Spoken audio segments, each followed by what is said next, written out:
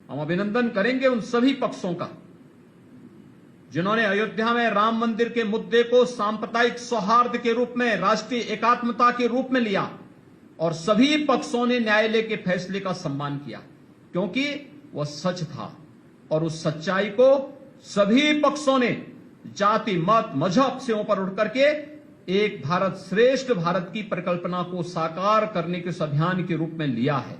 और यही तो भारत की सबसे बड़ी ताकत है। जब भारत 135 करोड़ की आबादी का भारत बोलता है, उसकी अपनी एक ताकत दुनिया के सामने एक नई धमक के रूप में आती है। जब भारत विभाजित होकर के बोलता है, जाति, मत, मजहब, क्षेत्र, भाषा और तमाम अन्य वादों में विभाजित होता है, तो अखंडित आवाज हमारी आवाज को दबाने का कार्य करता है और इसलिए एक स्वर से पूरे भारत को बोलने की आवश्यकता है।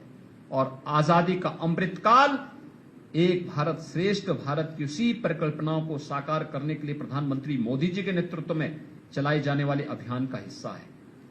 आपने देखा होगा कि अनेक चुनौतियों से जूझते हुए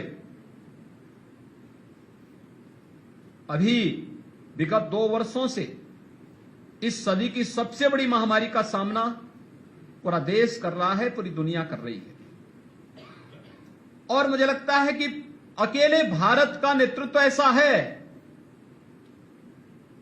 प्रधानमंत्री मोदी जी के नेतृत्व में, जिन्होंने कोरोना कालखंड में पहले दिन से लेकर के लगातार अब तक पूरे देश को निरंतर मार्गदर्शन कर रहे हैं, नेतृत्व दे रहे हैं और विपरीत परिस्थितियों में सामने खड़े होकर के परिणाम की चिंता किए बगैर जनता के साथ उनके सुख दुख में सहभागी बनने का कार्य भी कर रहे हैं।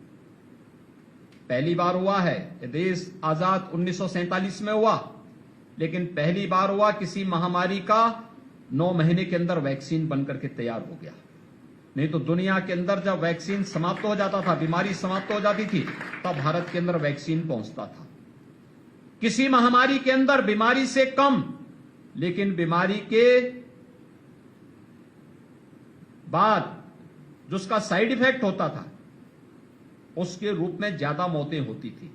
यानी महामारी के बाद भूखमरी से ज्यादा मौतें होती थी। देश के अंदर 80 करोड़ लोगों को 2 वर्षों तक निःशुल्क खाद्यान्न उपलब्ध करवाना इस सरकार की संवेदनशीलता का ही उत्कृष्ट उदाहरण है।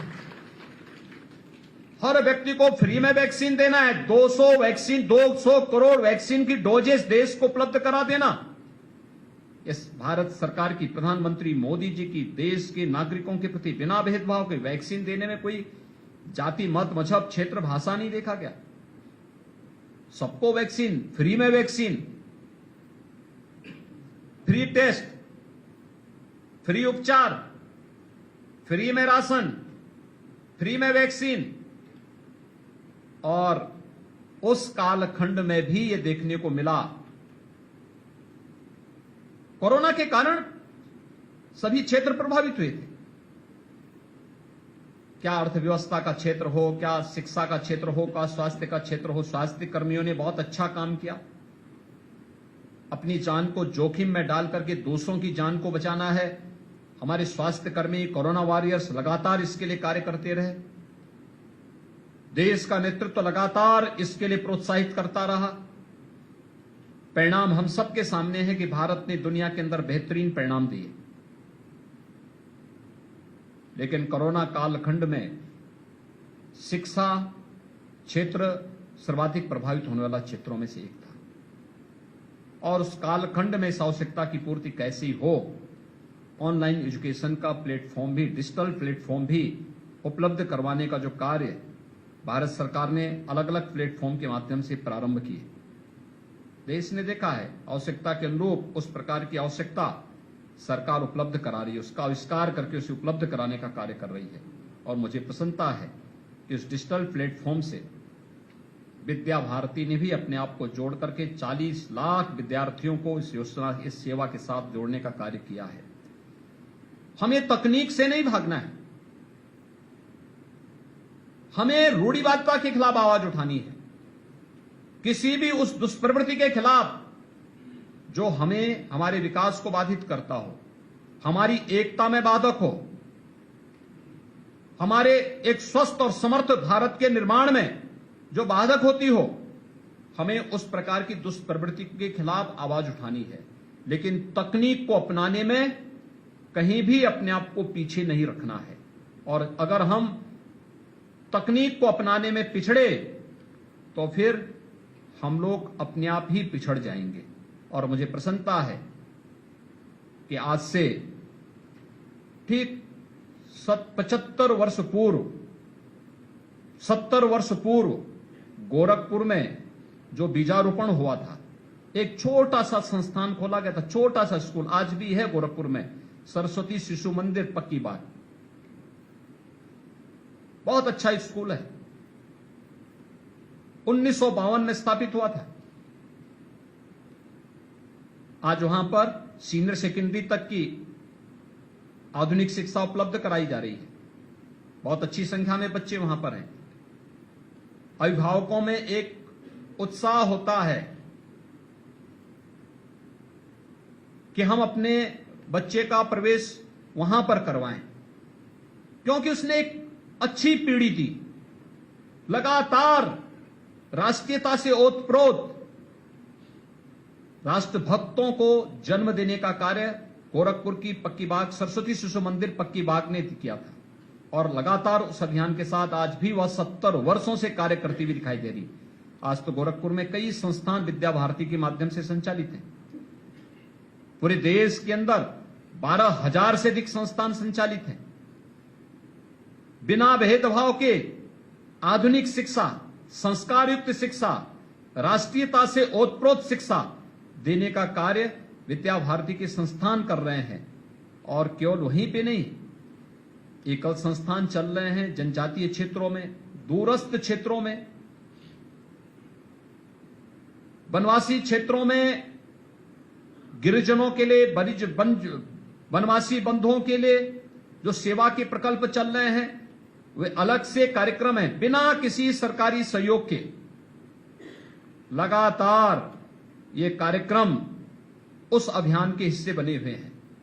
और आज डिजिटल प्लेटफॉर्म पर भी कोरोना कालखंड में विद्या भारती ने अपने आप को जोड़ने का जो अभिनव प्रयास किया, अत्यंत अभिनंदनीय है। अमृत महोत्सव कालखंड में अपने पूर्व सैनिकों का सम्मान, जिन्हें अलग अलग प्रकार के वीरता के पुरस्कार प्राप्त हुए, उन्हें यहां पर अलग अलग अवसरों पर आमंत्रित करके और उनके द्वारा रोचक शब्दों में अपनी बात को भैया बहनों के सामने प्रस्तुत करना, उन्हें भी उसी के अनुरूप बनने के लिए प्रेरणा देना एक अच्छा और सराहनीय प्रयास है। मैं विद्या भारती के इस प्रयास के लिए इसकी सराहना करता हूं। अपने पूर्व सैनिकों का पूरा सम्मान करते हुए विद्या भारती के इस पूरे अभियान को हम जन जन तक पहुंचाने का कार्य कर सकेंगे, इस विश्वास के साथ अमृत महोत्सव के संकल्प के साथ हम सबको जुड़ना होगा। यह अमृत महोत्सव वर्ष हमारा 2000 यानी 15 अगस्त 2022 को संपन्न होगा, लेकिन आगामी 25 वर्षों की हमारी कार्य योजना क्या होनी चाहिए, इस कार्य योजना के साथ हम सबको जुड़ना होगा। और इन 25 वर्षों के कार्यकाल के साथ जब ये देश अपनी आजादी का शताब्दी महोत्सव मना रहा होगा, उस समय हमें कैसा भारत चाहिए, उस भारत को बनाने के लिए हर एक क्षेत्र का व्यक्ति जो जिस क्षेत्र में है, ये केवल सरकार अकेले इस कार्य को नहीं कर सकती। शिक्षा के क्षेत्र में, स्वास्थ्य के क्षेत्र में, कृषि के क्षेत्र में, वित्तीय समावेशन के क्षेत्र में, रोजगार के क्षेत्र में, उद्यमिता के क्षेत्र में, अलग अलग क्षेत्र में हर एक व्यक्ति की अपनी भूमिका है। मीडिया के क्षेत्र में, जो जिस क्षेत्र में काम कर रहा है, हर एक व्यक्ति ईमानदारी के साथ अगर अपने कर्तव्यों का निर्वहन करते हुए आजादी के इस अमृत काल को अपने जीवन का ध्येय बना करके कि हमें एक सशक्त और समर्थ भारत का निर्माण करना है जो दुनिया को नेतृत्व देता हुआ दिखाई दे।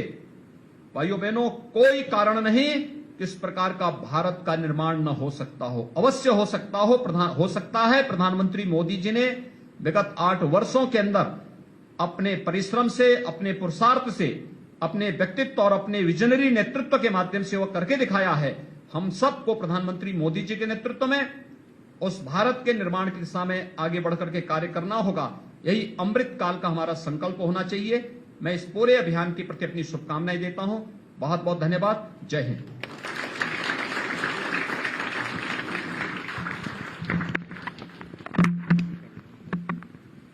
धन्यवाद। नमस्कार, मैं हूं देवकीनंदन मिश्रा। आप देख रहे हैं पब्लिक न्यूज टीवी।